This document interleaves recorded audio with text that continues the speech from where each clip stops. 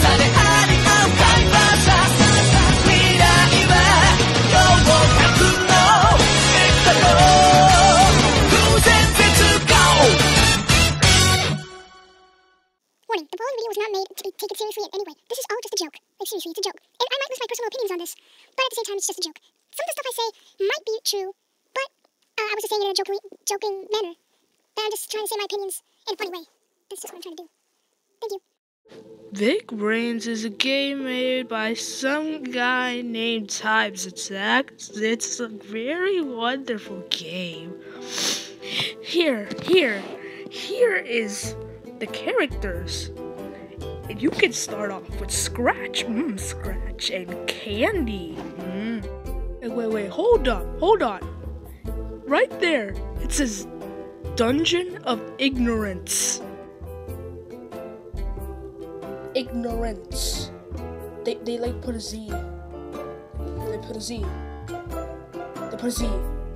Okay. I don't think the people that made this game, I don't think they went to school.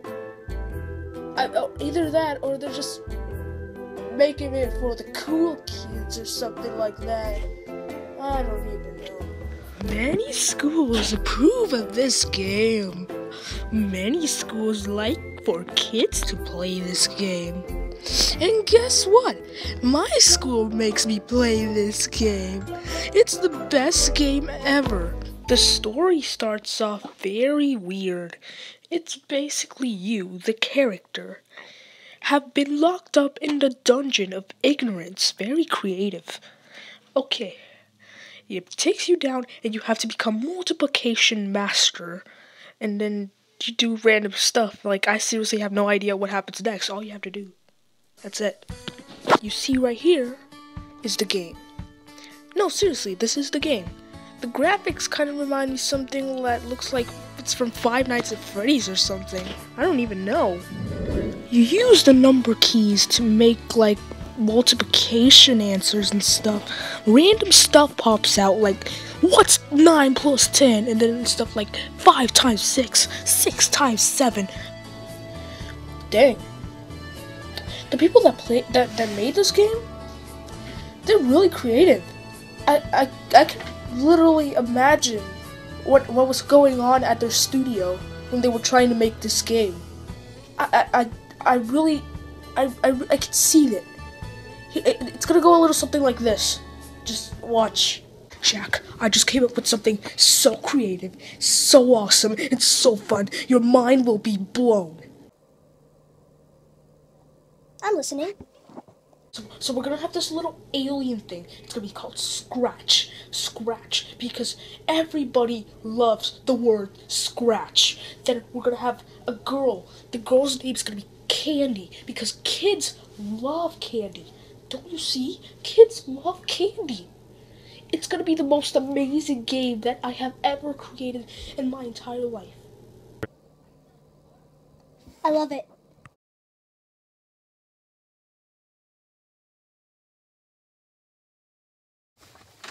JonTron, we need help making this game. Can you help us? Okay, you start coding the game. You should already know what it's about.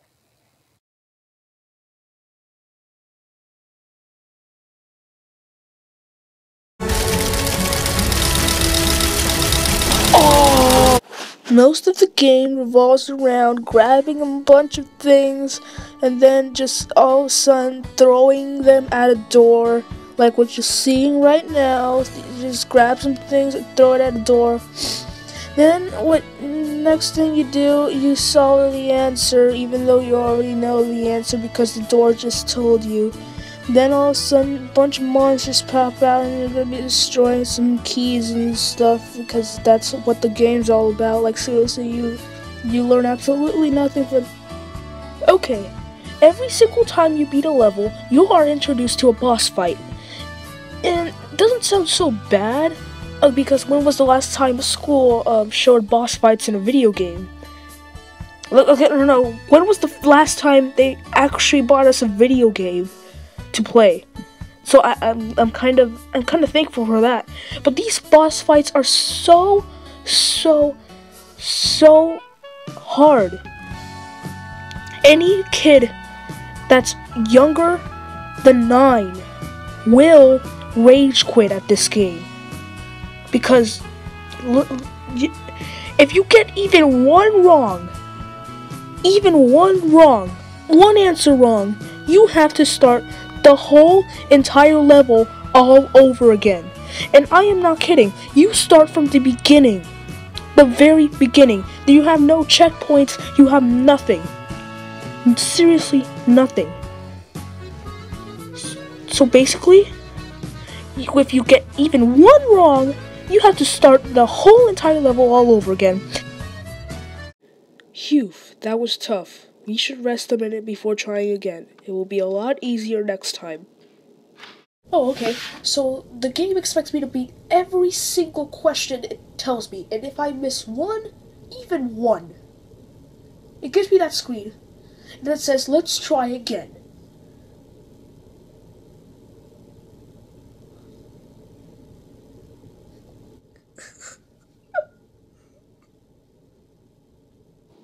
Also, I've heard that this game is more glitchier than Sonic 06.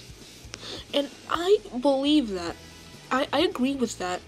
Because, first of all, I honestly think there's not really a lot of glitches in Sonic 06. I mean, there was a few, but not a lot to, like, ruin the game.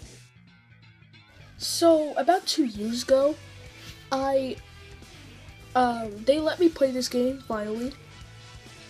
And I decided to find some glitches in the game, because I really like finding glitches in the game. And it's a really, really fun thing in games. So I decided to find a glitch. Then all my friends started laughing at the glitches I was finding. They were all like, ha ha, that's hilarious. Ha ha, how are you doing that? Then all of a sudden, the guys that were playing the games too, they all of a sudden started trying to find those glitches too. And they weren't even concentrating on the math problems the game was giving them. So, the teacher, she didn't even realize that we were practicing glitches in the game. And that was actually a pretty memorable part of my life. Because I didn't really get to experience playing games a lot at my school. So, playing Big Brainz was kind of like hilarious to me. Okay, so when you start the game up, this is going to be the first thing you're going to hear. I'm going to play the soundtrack right now.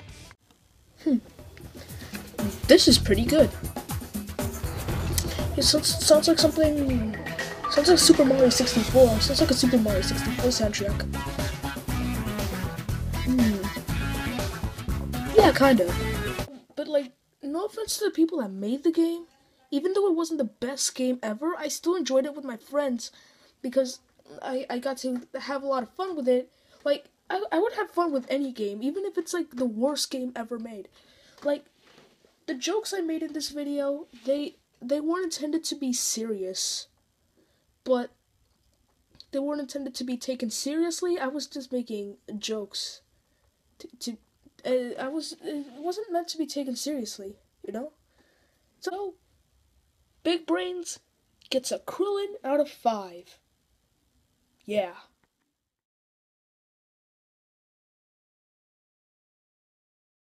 John, it's been a few months now. You've been in this room for a while now, and I was just wondering if you were finished with the game. John, are you alright? John? Yeah, John's dead.